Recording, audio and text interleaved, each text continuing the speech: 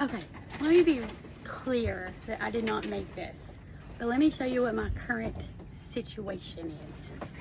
The place in Fort Pierce called Marine Connections, and they have all these enclosure pieces that are pre-made. They don't all come together as a set. You have to dig through the bin and find different pieces that you think you can put together. But they're all made, like quality made stuff. You pull them out, go weigh them, and pay for them by the pound. So last fall, Steven and I found all of that bit and a big piece over there. And then a couple days ago, I found 2 of these panels. There's one right there. There's one on the floor. And I found this big piece right here. So that piece is actually 1, 2, 3 panels and 2 corner pieces that were all attached together. They came together. And then this was something separate. We don't know if they came in together, if they all went to the same boat or not. But here's my dilemma. Okay, so I have 2 of these, right? I can put the other one right there. And then I have this big one that I can cut in half and fill the gap from here to there on each side. There's enough to do that. That part I'm okay with. And then I have to do like an attachment to go there all the way across. My issue is that right here where these corner pieces are, that material will match up to here. And they have zippers in them and everything. But then I have those bars. And I don't know how to get around that. I'm going to have to cut it. I think you're going to have to cut it.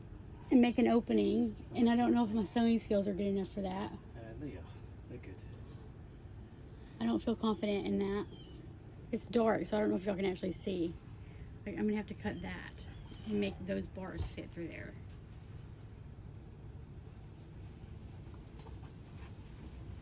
But if I can do that, if I can make this happen, then we will have a full enclosure for, I think we paid around $200 for all of these pieces of enclosure, and then around $150 for all this stuff for the windshield. So for $350, we will have done a full enclosure and windshield.